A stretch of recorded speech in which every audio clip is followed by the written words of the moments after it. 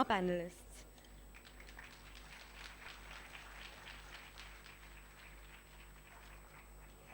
Thank you, and welcome to this section on gay identity in literature and beyond.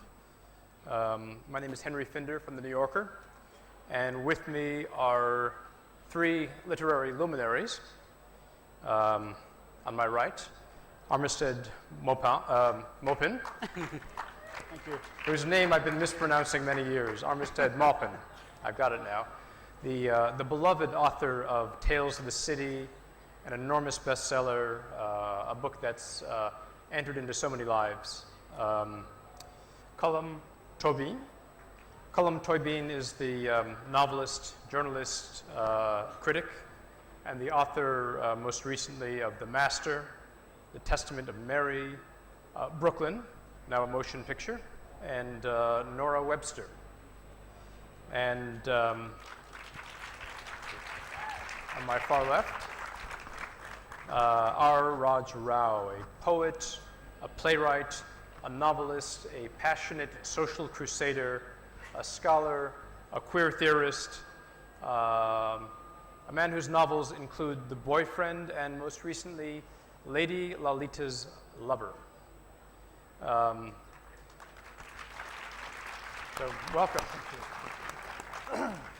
The sort of context of this panel, I think, is some enormous changes that we've seen in recent years. In many parts of the West, gay identity is so widely accepted. It is so much part of everyday life. We have, big city mayors in the United States. We have congressmen. We have senators. In the West, in Europe, we have had two gay prime ministers, a gay prime minister in Iceland, a profound sense of cultural acceptance. And yet elsewhere in the world, the picture is very, very different. From Lithuania to Jamaica, levels of acceptance look very, very different. In some places, we are seeing recriminalization. In 7 countries on the earth, homosexual activity is punishable by death. It is not a lifestyle there, it is a death style. So the contrasts around the world are very, very striking. But I wanted to start by getting a vista of some of the enormous changes that you, Armistead, have lived through. It strikes me that you, more than any other living writer, have contributed to the normalization, the destigmatization of gay life. And I know that, your experiences growing up in the South to today, you have seen some quantum shifts. So I wonder if you could talk a bit about that. I'm going to make a quantum shift here so I can talk to you and the audience. Yes, I grew up at a time when, in the American South, when homosexuality was both a mental illness and a crime, a punishable crime. It didn't even have a name. It was called the unspeakable crime against nature. I remember in high school I had a trigonometry teacher I really hated, and I was delighted when he didn't show up one day. And then we read in the newspaper that in a local park he had been arrested for a crime against nature. I thought that had something to do with defacing trees. It was kept under, beyond discussion. It was never talked about. So I had to come out of that and all of the prejudices that I grew up with. I grew up in a very racist society, misogynistic. Everything changed when I moved to San Francisco. I think that's one of the reasons that my work is so focused on one city, because one city changed my life. And it wasn't just that there were gay people there, it was that the straight people there were far more comfortable about my homosexuality than I was. And and I landed at a time when a lot of other people were feeling the same thing. There was a true brotherhood and sisterhood that existed in that city. and then of course exploded when our gay supervisor was murdered and our mayor, and it became actually a visible revolution. My parents came out to see me, to see my life in San Francisco, and arrived on the day of those assassinations. Good Lord. And I remember thinking, this isn't going to change their minds about things, but it lets them see that I have a family. That was their chief concern. My mothers always want their children to be happy, and mothers were in the South were told the big lie that your child will be miserable, your child will grow up lonely, your child will not come with his husband to the Jaipur Literature Festival, stay in a grand palace, and downstairs there'll be the movie star Stephen Fry with his husband. And Colm, Tóibín, we're all here with our husbands. Colm, Ireland actually one of the few countries to, by popular referendum, legitimate not just gay rights but gay marriage. I wonder if you can speak a bit about the changes that you've seen in Ireland and maybe talk about the referendum as well. I think Ireland is the only country that needed to do this because we have a written constitution. Is my mic not working? Is it working now? And because Ireland has a written constitution, they're actually, in order to have gay marriage, we needed to have a referendum. The full country had to vote. Now this was going to be very difficult. It's a small country, it's a Catholic country, it's a very conservative country. So we were going to get, of the 2 million people to vote, 500,000 were always going to vote yes. 500,000 were always going to vote no. They could not be changed, those two. But in the middle were 1 million people. And I mean, it could be in a bigger country, it would be 20 million, 30 million, but in the middle there were always a group who are conservative, who just simply don't know, who could go either way. The campaign was run as a way of trying to say we want to be integrated into Ireland. We stopped talking, we were told, anyone involved in the campaign, don't talk about abstract rights, don't talk about human rights, don't even use the word gay if you can help it, say I'm Irish. And if you don't mind, I would like to have the same rights as you, because you're Irish as well as me. And also, if you could get your mother to come with you, let her talk. Get your sister to talk. So go to everyone's door, one by one, go to your neighborhood, and you be silent. And just stand there and smile, and let your mother say, this is my son, this is my daughter, she's lesbian, he's gay, and I would like to go to their wedding. I would like them to be happy in their lives in Ireland. And of course, what we needed as well in the campaign were moments which captured everyone's imagination. And they began, I think, in this time last year, more or less around this time, when Leo Varadkar, who is half Indian, who is our Minister for Health, who is in his 30s, who's a policy wonk, he's an incredibly talented politician, and he's very good looking, and he came on the radio on a Sunday morning, and in talking about everything else, just suddenly said, well, as a gay man, I feel, and everyone said, as a what? And everyone said, yeah, I'm gay. And they said, when did you? Well, I always knew, but recently I decided I would have to come out, because I would have to, as Minister for Health, make certain policy decisions, and I'm gay. A month later, Pat Carey, the Minister for Defence in the previous government, a man in his 60s who'd given no evidence before of being gay that I could see, came on the radio again, almost in competition because he's from the other party, saying, I'm gay too, and I've got my first boyfriend, and it's just great. I'm happy. And I've been so lonely all my life, and I'm happy. People say, oh my God. And I mean, then the next move was Justin. Justin, the son of Mary McAleese, who'd been 2 terms President of Ireland, who's incredibly athletic and really handsome. Justin came out and said, I'm gay. And Mary McAleese's mother said, Justin's a twin, and his brother can get married in Ireland, but Justin can't. Does anyone mind if that right is given to my other son too? Because for me, they're the same. I love both of these boys equally. And so Justin became, as you can imagine, a poster boy, as did Leo Varadkar, as indeed did Pat Carey. And then, about a week before, the main television news anchor woman, she came out and said, I've been lesbian all along. I've never told anyone. I've been really unhappy. It's been on my mind all these years, and oh, it's such a relief to say it. I'm gay. And what I thought was going to happen was the whole country was going to be gay, one by one, one by one.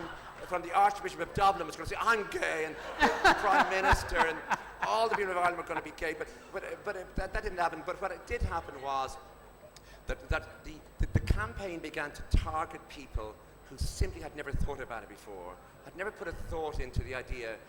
And so at one point they asked me to write an article for men over the age of 60 who were going to vote no. Was there anything I could say to them? And so I said, well, can you imagine that your son or daughter or your granddaughter comes to you to say, I'm gay. And the first thing you do is you lie awake all night thinking, what sort of life is that person going to have? What's it going to be like for them? Is there anything I can say to them in the morning that will make life easier for them? And of course, by making it all about family, by making it all personal, by suddenly getting rid of the political, saying, imagine it's your daughter, imagine it's your son, your sister, your brother, and would you give them equal rights as Irish people? And that campaign was very soft, and you were always advised, for example, in an argument on television, never ever look angry, never shout, speak softly, just keep smiling no matter what the other side says to you. And slowly it went on our side. And there was an amazing moment, which was a Saturday in May of last year, when it looked, and it was going to happen, the count was happening, and it was about 63% in favour, and the others were against, I don't know, and crowds of gay men and their husbands, there was already civil partnership, and their boyfriends, all of them descended on the yard of Dublin Castle. Dublin Castle was the bastion of British rule in Ireland. It was where the British handed over to the Irish government at independence. It is a central space in our imagination in Ireland, our imagination as a nation. This space was suddenly inhabited entirely by gay people, cheering and waving, and it was a marvelous day. But I mean, it took many, many years for activists to build up the confidence, to get the government to organize the campaign. It wasn't something that happened instantly. People in the 60s were starting to work in a very lonely way in small rooms, renting small rooms, to get small committees going, to convince other people to join, to get a gay rights movement going in what was probably the most conservative country in Europe. And so the history of that is really a history of bravery, of courage, and of then people thinking politically, that in a campaign in a conservative country where you want to win the hearts and minds of people who do not really agree with you, you have to move softly and carefully and gently to bring them with you. And that, I think, was the great skill of that campaign, which has really changed our lives in Ireland. It's not just changed the lives of gay people, but it's actually changed the country itself. Thank you.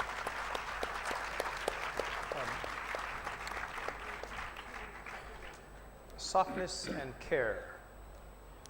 Interesting. Raj, Section 377 of the Penal Code in India prohibits carnal intercourse against the order of nature.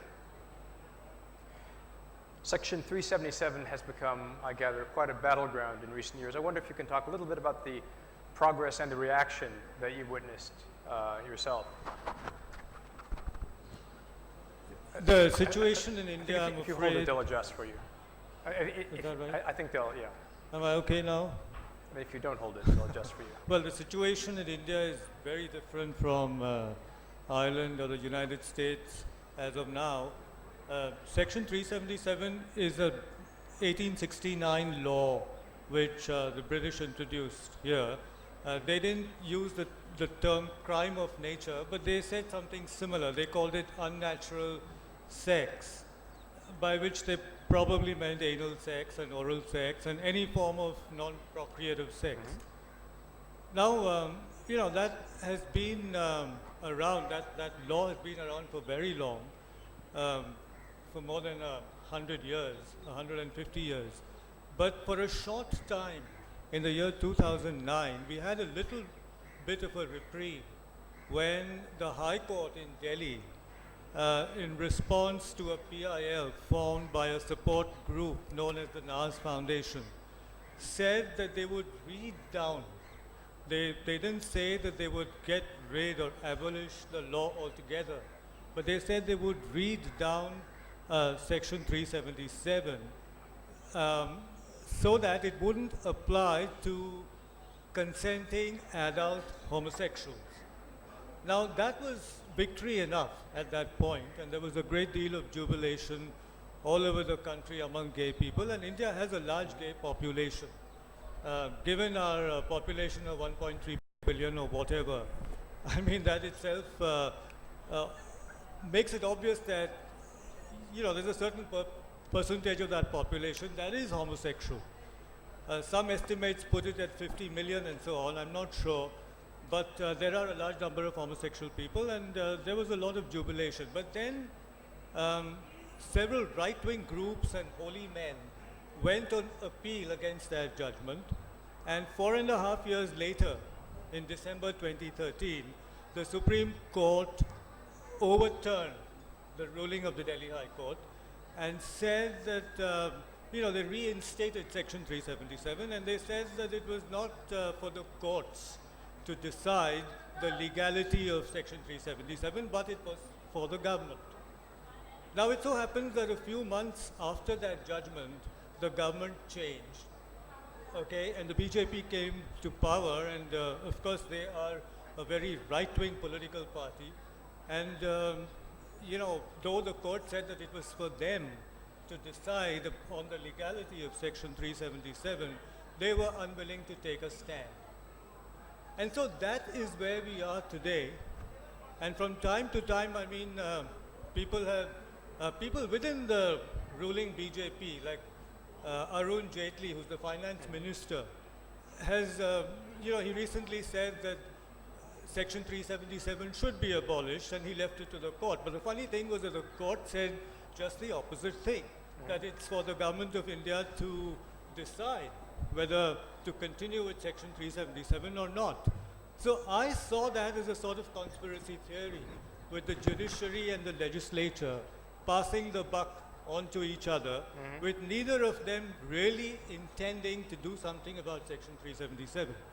Now what happened was, since we are talking about coming out, and this was alarming because after the Delhi High Court judgment, there were gay men in India who felt emboldened to come out, right?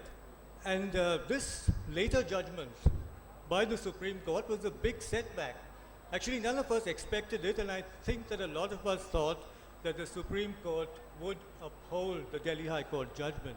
But it didn't do that, and this was a setback because you see, coming out is a one-way process. Once you come out of the closet, you can't get back into it.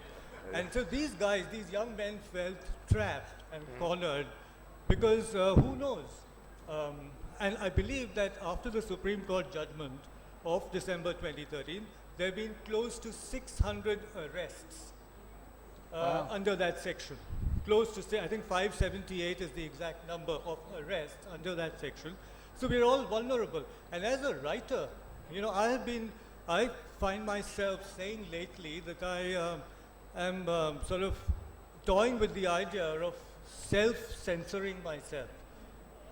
Because the work that you mentioned, The Boyfriend, Hostel 131, even Lady Lolita's Lover, and the film Born Gay, based on my poems, which Riyad Wadia, who's dead now, but he made this short film. Now, all of that is very overtly and explicitly gay with, with gay imagery, a gay plot, gay narration. And what do I do with that body of work and the new work that I'm writing? So, this is again a ticklish question that Section 377, what is its jurisdiction? Some people say it only has to do with the act of having sex with someone of your own gender. Now, it's unlikely that too many people would be caught, unless they are in public places like washrooms and public parks and so on. It's unlikely that most of us would actually be caught having sex. But if I write an explicitly gay poem, they might say that, well, you're inciting people to be gay or whatever, and apply the section to me. So I'm not sure. And given now, a lot of people have been talking about the times in which we live. The word intolerance has been bandied about, for several months now. But I think that more than others, I think that applies to gay people in India at the present time. So the scene is, from my point of view, very bleak, extremely bleak. Bleak. Armistead, Raj just said that coming out is a one-way street. I wonder if you could say just a few words about. Well, it became clear to me very early on when I made up my mind that I was going to be publicly gay, that I would have to do it over and over and over again, because I would show up at a television station and say something that I thought was very clever about my gay life, and they said, we won't mention that. I mean, the society itself is a censoring entity.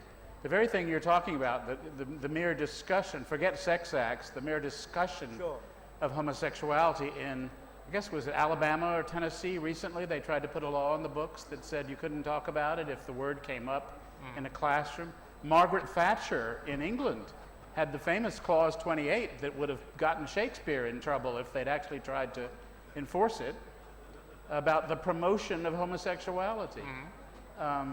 It's that understanding, it's that lack of understanding about what is natural. If you're gay, that's perfectly natural to you. That's the very thing that you are, and you feel it. And I just became committed to the notion of being out as much as I can. I do self-censor too, Raj, depending on where I am. I have self-censored all over the place. In Jaipur, for instance, you know, I would not hold my husband's hand publicly. I self-censor in certain neighborhoods even just outside of San Francisco. It seems that it's an endless thing because your safety relies on it many times. And nothing is more horrible than having the most precious thing to you, an intimate moment with another person that you care about, interrupted by mockery or laughter, or so you just end up not letting it be seen. I have the wonderful luxury of living in a town where no one thinks about it anymore. But I think that gives me the responsibility to try to help in any way I can in other parts of the world where it's wretched. Now, Colm, Armistead talked about this as an act that has to occur many, many times. What else have you noticed about the structure of coming out in different places? I think in Ireland, say what happened in the 1970s and 80s, once news came from America, you know, about that you could come out, you could be openly gay, it frightened gay people more than anything at first. In other words, that people would come out to their friend, to a girl, and tell a girl, or tell one person, or tell 5 friends who then would slowly whisper to others, he's gay. And within a city like Dublin, that was easy, that was fine. The problem people had, and so many friends of mine had it, and I had it myself, was that you were gay and out to all of your friends, and then you got on the train home, and it was like taking off a skin or putting on a mask. Once you went beyond a certain town, you were back being straight again. You were trying to look like a straight guy and talk like a straight guy and talk about the football match on Sunday was good. And that you would actually transform yourself, and then you would tell your sister. And then you would wonder if she could tell your mother, and then, but no one could tell your father. And then it would go on. And then you'd say, oh my God, at work. And of course, work became a big issue because, for example, in Ireland, most of the schools, especially the junior schools, are owned by the Catholic Church. So if you're a teacher in one of those schools, you're actually employed by the church. And that involved getting the union on your side. And that took 20 years to get enough teachers to say, I'm gay, I'm a good teacher, I want to hold on to my job, I want promotion, the kids love me, the parents trust me. Could you leave me alone? But then to move from being left alone to wanting rights became the issue. But I mean, I think for a lot, there was a really funny and sad moment when Mary Robinson became President of Ireland in 1990. She was very liberal, and she invited, one of her first things to do, because it's the old British law, the Victorian law was still on the Irish statute books until 1994. So she becomes president in 1990, and as an act of defiance against the government, because she's president, she's the head of state, she invites 5 gay men and 5 lesbians to her house and makes them tea and welcomes them. It's a huge moment. But of course, of the 10, one of them had never told his parents he was gay. All his friends knew he was gay. He was the gayest guy in Dublin, actually. But of course, once he drove home, so he had to drive home that day before the 6 o'clock news. And he had to actually say to his mother, "You're not to watch the 6 o'clock news." I said, "What? What have you done? What is it? What's happened?" And then she said, "Are you in the IRA?" She knew there was something appalling had occurred. And then he said, "Could you tell my father to go out, to go down to the pub, go down to the bar, and I'll tell you what it is." And then she, so he told, on the very day. And so that sort of layers of coming out, I think, was quite unlike the American. I mean, I wonder if that happened here too, where you could in the city be gay, gay with your friends, and then you go back to a village or go back, or your granny, your grandmother, don't tell your grandmother. I mean, was that part of the coming out process here? Sure, that is. Sure, that is a part of the coming out process, that coming out is selective. It can't be, you don't go to the rooftops and shout that you're gay. People, as you said, come out to friends. They come out to mothers rather than fathers. But all that, I think, needs to be seen in the backdrop of the anti-gay law which is in place. Personally, as an academic, and if I have to make an academic argument, I would say that I'm opposed to coming out. Because who does one come out to at the end of the day? We're coming out to family, and the family is a very heteronormative institution. And although I fully agree, my mother always says that, as you said, that that we love our children regardless of their sexuality. And I have a sister who's 3 years younger and married. And actually, my sister feels that she has a softer corner for me than for her, because I'm living, the so-called underground life and so on, whereas she lives with the family. So all that is there. But then there are deep-seated prejudices. There's latent homophobia, whether it's family or it's neighbors, employers, friends. And so I'm not sure whether, one must actually come out, because coming out implies that you want acceptance. But I would argue against that. I would say that one has to make one's own way, get one's infrastructure right, decide what sort of lifestyle. You called it death style, but what sort of lifestyle one wants to live. And when all that is in place, then perhaps one could come out. But coming out before you put all that in place can be counterproductive. There have been instances of Indian men who've come out and they've been treated with great hostility by their families, particularly by their fathers. And I don't see the point. And there are several plays in India, not necessarily only in English, but in languages like Marathi, where once the gay man comes out, there's a lot of sadness. There's a play by a playwright who's dead now, and what happens here is that his mother chances upon his diaries after he has died of AIDS, and that's how she gets to know that he's gay. But then there's a lot of general sadness and weeping, and so there's no joy. And I'd rather that let people live their lives as they want, and let there be some joy in our lives. By coming out, I think we might only be we might only be fucking that up and ensuring that there's no joy and no happiness. So technically, I would be opposed to coming out, because we are coming out to institutions and to people who have a very heteronormative mindset, more so in this culture over here in India, which is a very familial culture. A lot of gay men, and this is where India differs from the West, a lot of gay men they also have regular marriages to women. So they are leading double lives. You can't lead a double life and still be out of the closet. And again, there have been movies and plays that have represented this in India, where once these men are found out, it simply screws up their lives, because they get it from all sides. The wives would argue that as women, and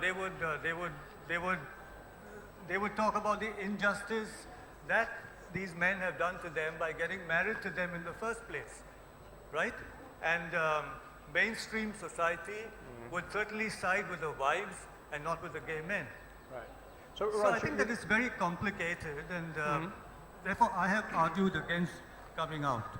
Raj, you're talking about making your own way as a precondition to a more public existence, and remembering that this is a group of fiction writers. I wanted to think about your experience as a reader before perhaps you were a reader as a teen, and whether any of the novels that you read might be novels that dealt with gay themes in a tradition of gay fiction. I had a mentor both as a reader and as a person in Christopher Isherwood, the British writer who moved to California, who was gay, who was a perfect model for me because he was full of joy, and he had a whole new life in California. I understand what Raj is saying. You've got a system here that's in place, and to argue that I should be able to choose the person I love when, 80% of Indian society can't do that in a heterosexual marriage. Sure. Your family tells you who it's going to be. The way I dealt with that in my own life, because I still have members of my family, for instance. I'm sorry, I'm getting back to politics, but Isherwood was a huge inspiration to me in that regard because he simply threw it all over. He moved to a new place. He fell in love with someone that he was with for 35 years. All of Hollywood came to his house because even the closeted married people, because they saw the joy in his life, and it brought honesty and real beauty to his writing. And when I was young in San Francisco, the whole Berlin Stories, Cabaret, Sally Bowles thing looked like my life in 70s California. Wow. And then eventually I came to coin a term that explained for me how I could deal with all of this. I said, I had one of my characters, Mrs. Madrigal, who's a transgender character I'm very proud of because she was, I think, really the first happily transgender person in all of fiction. She said, my dear, you have your biological family and you have your logical family. And the logical one is the one that you assemble because they love you unconditionally and understand you.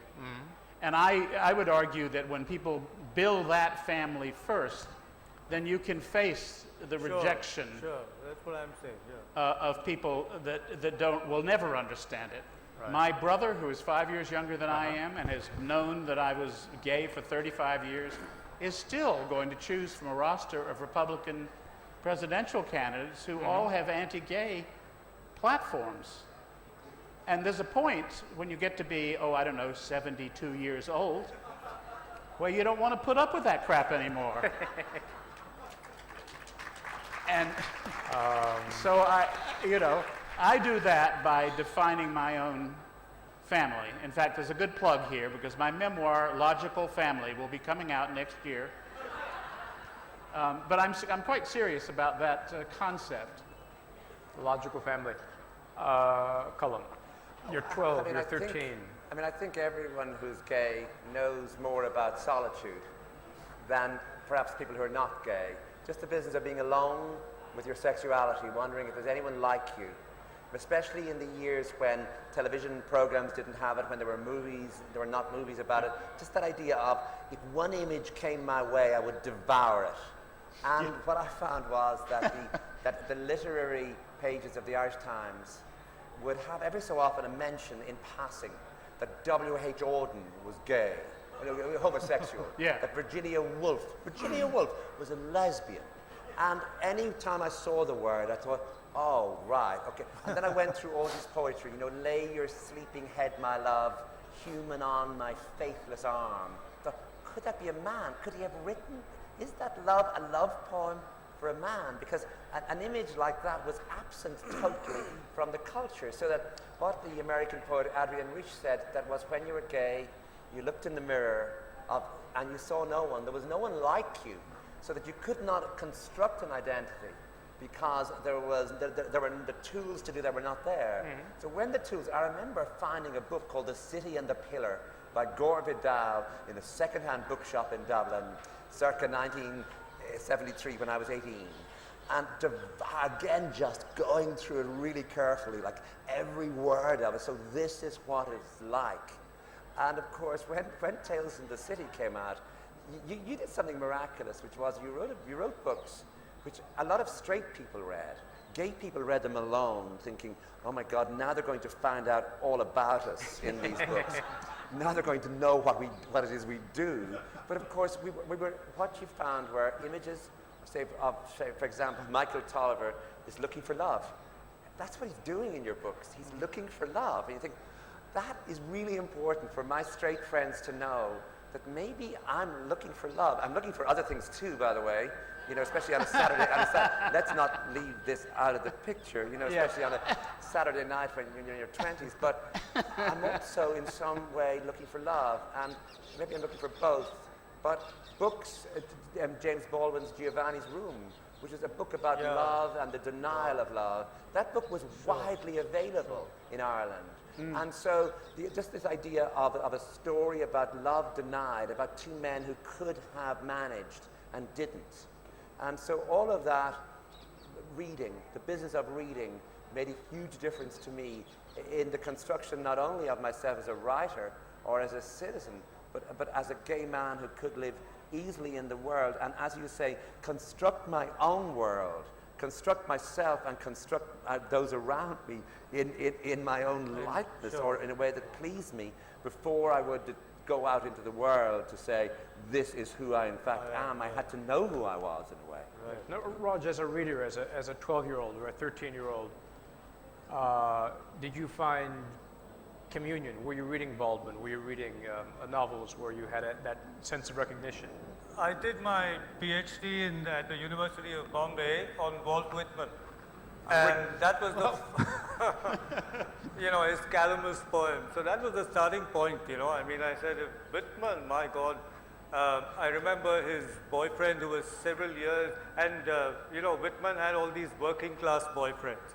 So I decided to follow in that tradition, and I said, to hell with class, and I'm going to have working class boyfriends.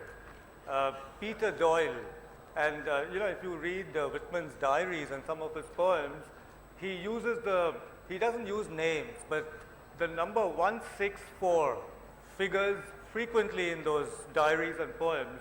Now 16, P is the 16th letter of the alphabet, D is the 4th letter, so 164 stood for Peter Doyle. And then there were several others like that. He worked as a nurse during the Civil War, and he really sort of, had a very passionate attachment to these young men who were ferry boat pilots and people like that.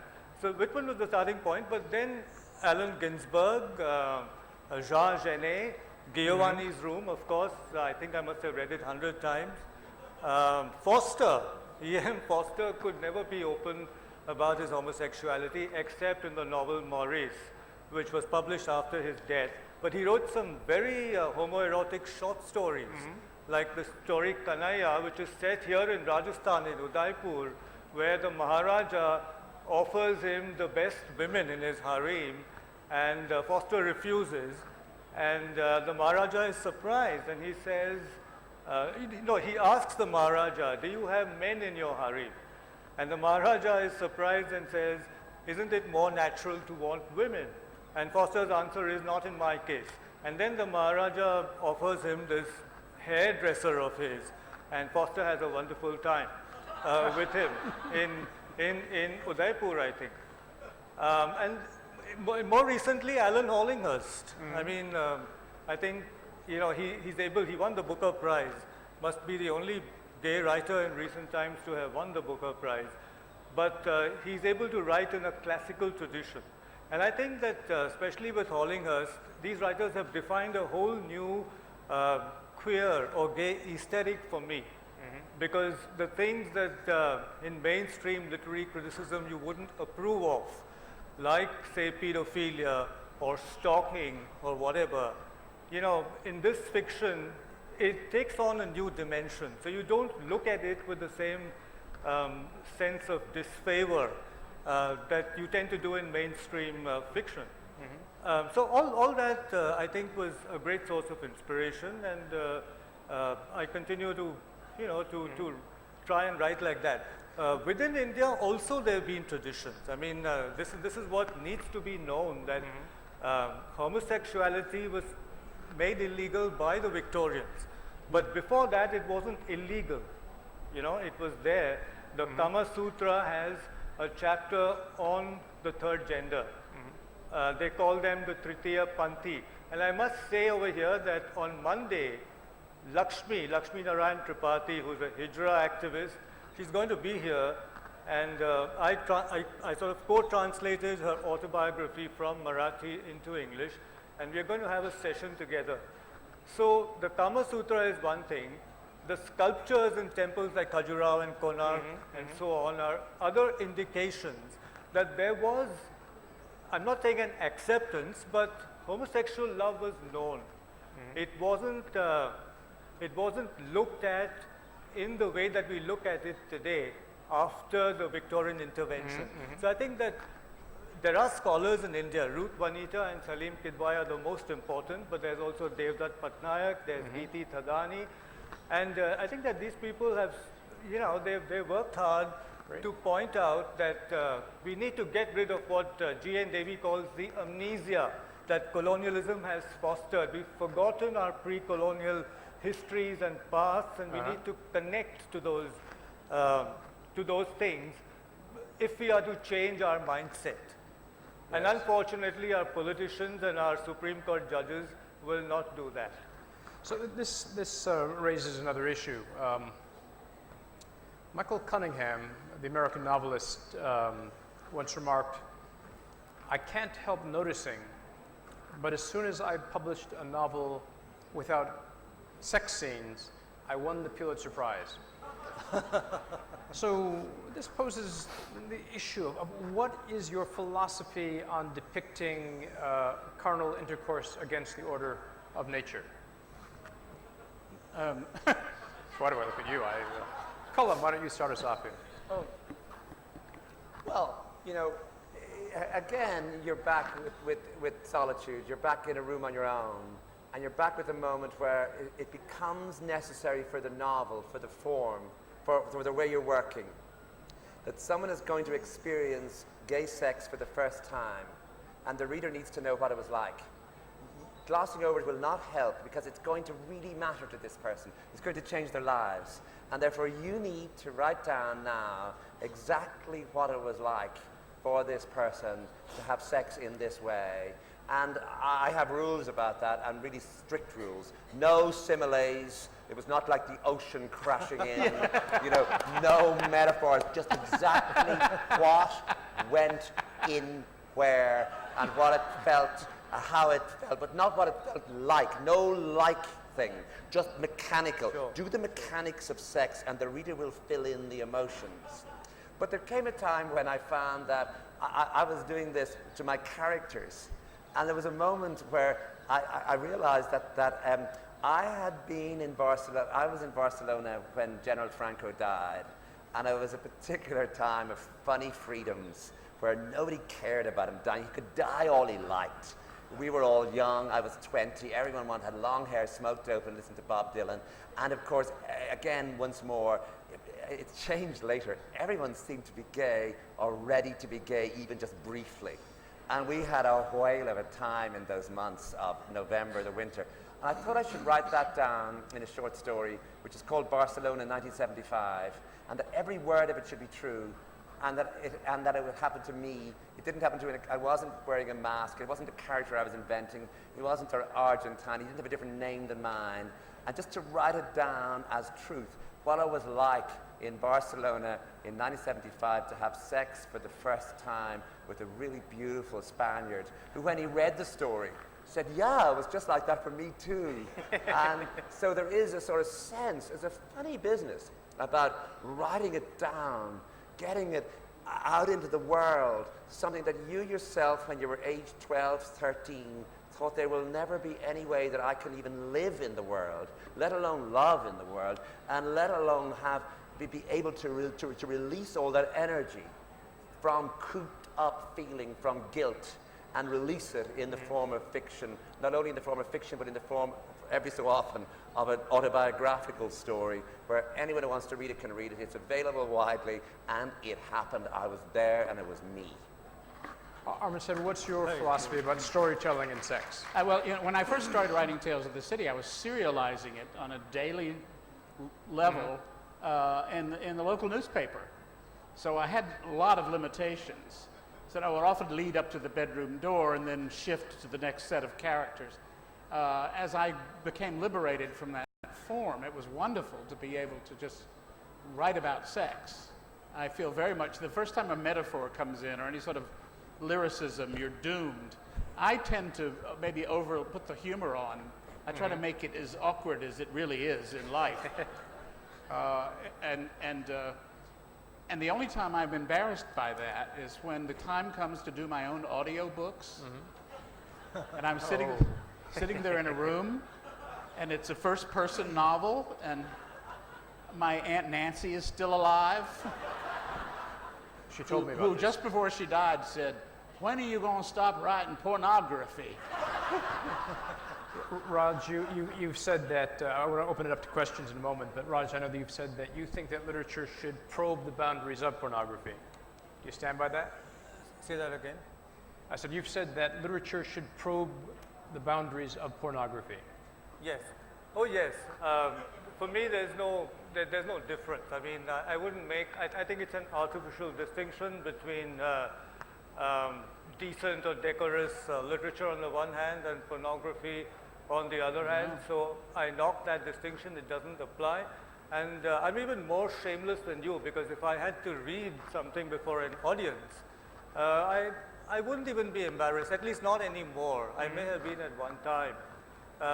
In my new novel, Lady Lolita's Lover, there's a scene where these guys are learning driving, and one of them says to the other that, just unzip and I'll use your dick as a gear stick and teach you driving. And there's a whole page description of that. And whenever I've had to read from that novel, I always choose that part. I don't care who the audience is, because there's a detailed description of how he sort of twists his dick to put it in first gear and second gear and third gear and fourth gear and fifth gear and finally reverse gear. And at the end, neutral. That explains a lot about this. It starts with neutral. And at the end of it, of course, his hands look as if he's dipped them in a bowl of yogurt. That's what I say. And one reviewer said, "Oh, that's a lot of yogurt." This explains a lot about Indian traffic.